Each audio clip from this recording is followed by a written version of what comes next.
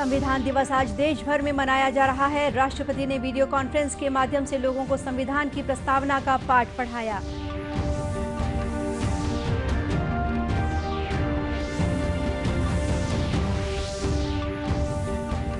प्रधानमंत्री ने अखिल भारतीय पीठासीन अधिकारी सम्मेलन को संबोधित किया। कहा, भारत नई नीतियों के साथ आतंकवाद से निपट रहा है।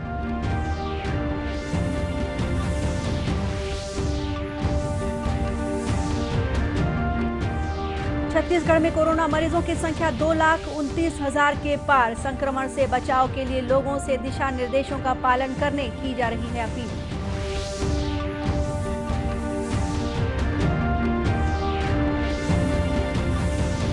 और प्रदेश में आगामी 24 घंटों के दौरान कुछ स्थानों पर हल्की वर्षा और गरज चमक के साथ बौछारें पड़ने की संभावना।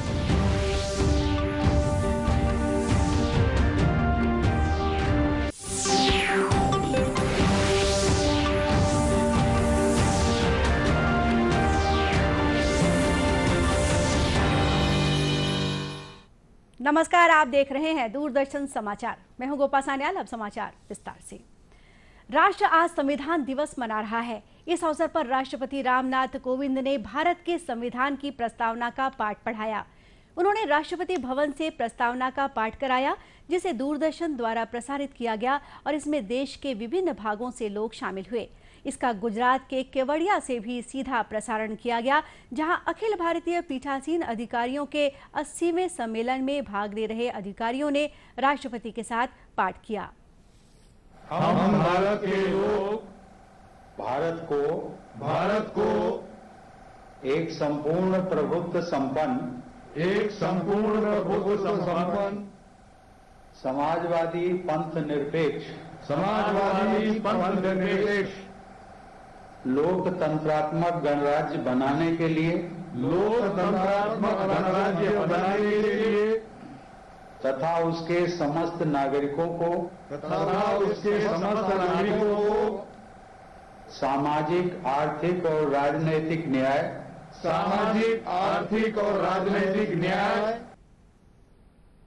संविधान सभा द्वारा भारतीय संविधान को अंगीकृत करने के अवसर पर यह दिन पूरे देश में संविधान दिवस के रूप में मनाया जाता है।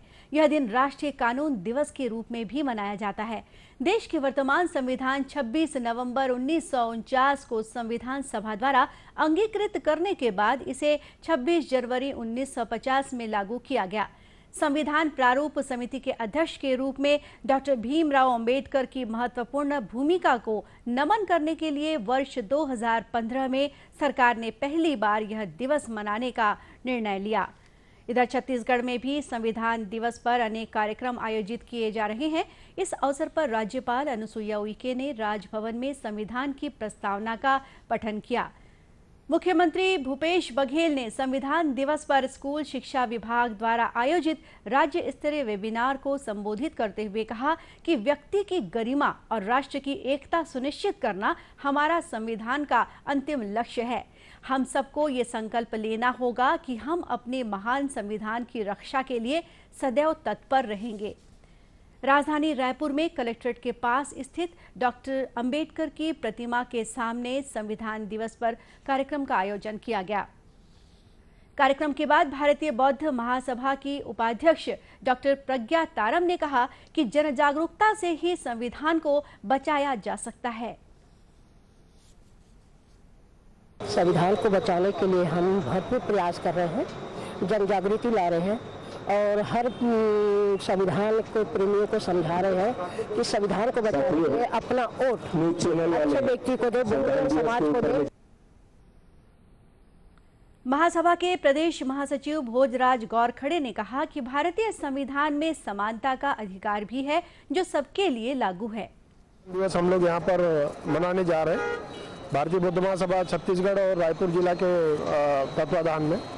और हमारा जो संविधान है ये सबके लिए लागू है, समानता का अधिकार है संविधान में और सभी के लिए समानता के धारा है जो सबके लिए लागू हो, ऐसा संविधान में समावेश है। संविधान दिवस के माध्यम से हम सबको ये निवेदन करना चाहते हैं कि संविधान के साथ किसी भी प्रकार से छेड़खानी ना हो और संविधान के हिसाब से हम लोग चले।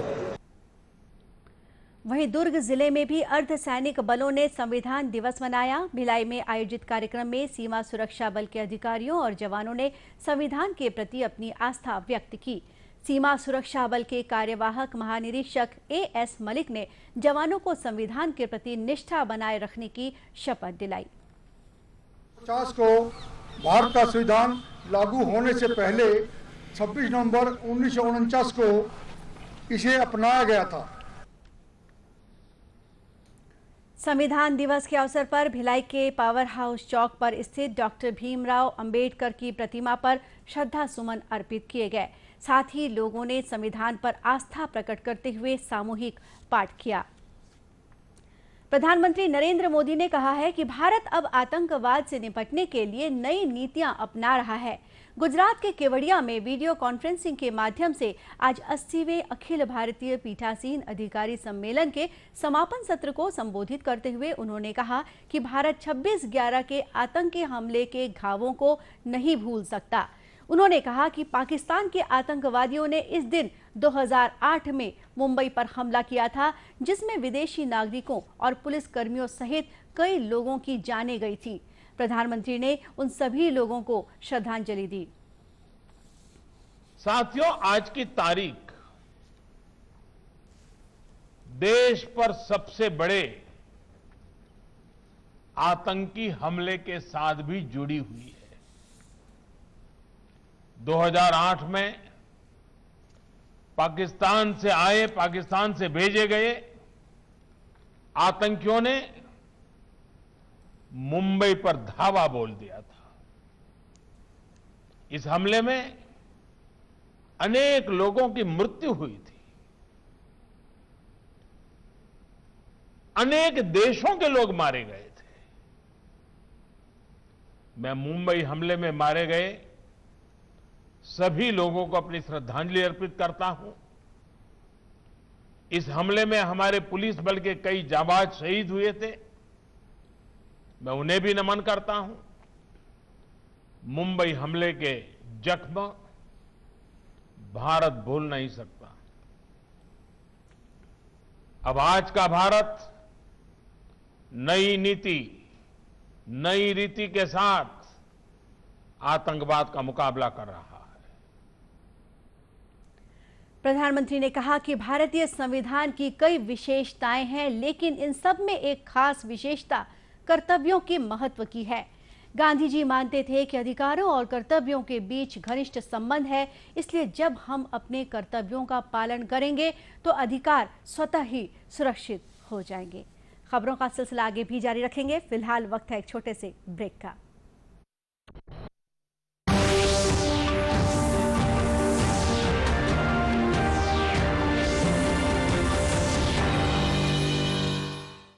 Come on boys, let's go practice. अरे रुक यार, मेरे बैंक अकाउंट में गलत एंट्री का प्रॉब्लम हो गया। अरे तो बैंक को कंप्लेन करना। बैंक को लिखे 1 महीना हो गया है, बट वो गुगली पे गुगली डाले जा रहा है। तो आरबीआई के बैंकिंग लोकपाल को इन्फॉर्म करो। रुक, मैं समझाता हूँ। जैसे क्रिकेट में थर्ड अंपायर, वैसे ही आरबीआई का बैंकिंग ओम्बड्समैन। आरबीआई कहता है अगर बैंक आपकी कंप्लेंट को 1 महीने में नहीं सुलझाता तो आरबीआई के बैंकिंग ओम्बड्समैन में कंप्लेंट करो। यह आरबीआई का आसान तरीका है आपकी कंप्लेंट सुलझाने का, और वो भी फ्री। समझे? आरबीआई कहता है जानकार बनिए, सतर्क रहिए।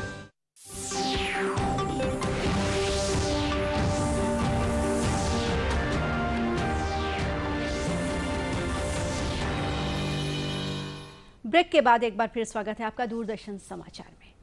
छत्तीसगढ़ में कोरोना संक्रमित मरीजों की संख्या 2,29,000 के पार हो गई है। वर्तमान में लगभग 22,000 कोरोना मरीजों का इलाज विभिन्न अस्पतालों में चल रहा है। इस बीच प्रदेश में अब तक कोरोना से 2,783 लोगों की मौत हो चुकी है। प्रदेश में कोरोना की रोकथाम के लिए अनेक कदम उठाए जा रहे हैं। स्वास्थ्य विभाग बार बार अपील कर रहा है कि लोग जांच कराने और अस्पताल पहुंचने में देरी न करें, जिससे राज्य में मृत्यु दर कम की जा सके। प्रदेश में कोरोना संक्रमण को रोकने के लिए रोज 23,000 टेस्टिंग की जा रही है। वहीं अस्पतालों में ऑक्सीजन की सुविधा वाले बेड और आईसीयू बेड की संख्या में भी वृद्धि की गई है। जांजगीर चांपा लोकसभा क्षेत्र के सांसद कुहाराम अजगले ने कहा कि मास्क लगाना ही कोरोना से बचाव का सबसे बड़ा उपाय है, इसलिए सार्वजनिक स्थानों पर लोगों को हमेशा मास्क लगाना चाहिए। उन्होंने कहा कि जांजगीर चांपा जिले में कोरोना संक्रमण से बचाव को लेकर लोगों में जागरूकता भी देखी जा रही है। कोरोना के विषय में जन जागरूकता हमारे जिले में दिखाई पड़ती है। आज समाज सेवी संगठन और कोई भी आम व्यक्ति दूसरों जो अपने सामने में देखते हैं, यदि वो मास्क नहीं लगाए हैं तो निश्चित रूप से उसको टोकते हैं। और जांजगीर जिले में कोरोना के संबंध में जो समाज उसका संक्रमण न फैले, इस दिशा में सार्थक कार्य और पहल कर रही है। वहीं राजनांदगांव जिले में भी कोरोना संक्रमण से बचाव के लिए बिना मास्क लगाए घूमने वालों को जागरूक करने के लिए प्रशासन ने अनोखा अभियान शुरू किया है। बिना मास्क लगाए घूमने वालों को रोककर मोबाइल वैन के जरिए मौके पर ही कोरोना जांच की जा रही है। मुख्य जिला चिकित्सा और स्वास्थ्य अधिकारी डॉक्टर मिथिलेश चौधरी ने बताया कि जिले में शासन प्रशासन द्वारा जारी गाइडलाइन का पालन करने के लिए लोगों से अपील भी की जा रही है। शासन द्वारा एक स्वास्थ्य सुरक्षा अभियान भी बुधवार गुरुवार को चलाया जा रहा है, जिसमें मिताएं घर घर जाकर सर्दी खांसी बुखार, स्मेल नहीं आना, स्वाद नहीं आना के पहचान कर रही है और उनका 24 घंटे के अंदर स्वास्थ्य विभाग द्वारा सैंपल भी लिया जा रहा है और जो पॉजिटिव आ रहा है उनको home isolation, Covid care centre या कोविड-19 हॉस्पिटल में रखकर उपचार भी किया जा रहा है और ये लगातार हमारा काम 31 दिसंबर तक चलता रहेगा। दूसरी ओर भारत ने कोरोना संक्रमण के फैलाव को काबू में रखने की दिशा में महत्वपूर्ण उपलब्धि हासिल की है। देश में लगातार 19वें दिन 50,000 से कम नए मामले दर्ज किए गए हैं। अब तक 86,69,000 से अधिक लोग स्वस्थ हो चुके हैं और स्वस्थ होने की राष्ट्रीय दर 93.66% हो गई है। दुर्ग जिले के औद्योगिक क्षेत्र भिलाई स्थित एक केमिकल फैक्ट्री में आज भीषण आग लग गई। दमकल विभाग की गाड़ियों की मदद से आग पर नियंत्रण किए जाने का प्रयास किया गया। छावनी क्षेत्र दुर्ग के सीएसपी विश्वास चंद्राकर ने बताया कि फैक्ट्री में आग के लगने के कारणों का पता लगाया जाएगा। आग लगने का कारण अभी भी बहुत ज़्यादा स्पष्ट नहीं हुआ है, इस संबंध में पता किया जाएगा। अभी इन परिस्थितियों में इसको पता लगा पाना संभव नहीं है और अभी तक की जानकारी के अनुसार किसी के घायल होने की सूचना नहीं है। इस संबंध में पता किया जाएगा और जानकारी ली जाएगी कितने कर्मचारी आए थे और कितने कर्मचारी अभी उपस्थित हैं। फैक्ट्री के भीतर ज्वलनशील रासायनिक पदार्थों में आग लगने से लपटें दूर दूर तक दिखाई पड़ रही थी।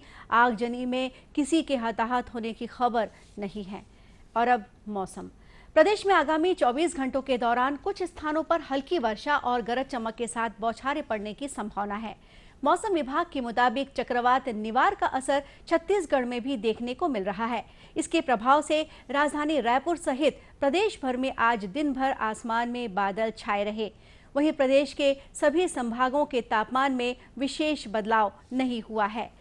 राजधानी रायपुर में आमतौर पर बादल छाए रहने और हल्की वर्षा होने का अनुमान है। वहीं अधिकतम तापमान 30 डिग्री सेल्सियस और न्यूनतम तापमान 16 डिग्री सेल्सियस के आसपास बना रहेगा। दर्शकों, दूरदर्शन केंद्र रायपुर से प्रसारित होने वाले प्रादेशिक समाचार को आप YouTube पर भी देख सकते हैं। हमारे YouTube channel Chhattisgarh DD news पर प्रादेशिक समाचार उपलब्ध रहेगा। YouTube चैनल का लिंक और QR कोड आप स्क्रीन पर देख सकते हैं। अपने एंड्रॉइड फोन से QR कोड स्कैन कर आप छत्तीसगढ़ डीडी न्यूज लिंक पर जा सकते हैं। इसके अलावा छत्तीसगढ़ डीडी न्यूज फेसबुक और ट्विटर पर भी उपलब्ध है। अंत में मुख्य समाचार एक बार फिर। संविधान दिवस आज देश भर में मनाया जा रहा है। राष्ट्रपति ने वीडियो कॉन्फ्रेंस के माध्यम से लोगों को संविधान की प्रस्तावना का पाठ पढ़ाया।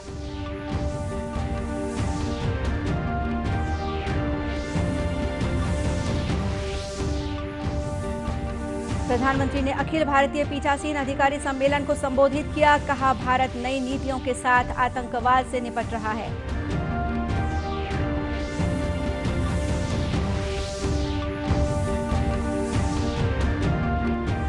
छत्तीसगढ़ में कोरोना मरीजों की संख्या 2,29,000 के पार। संक्रमण से बचाव के लिए लोगों से दिशा निर्देशों का पालन करने की जा रही है अपील।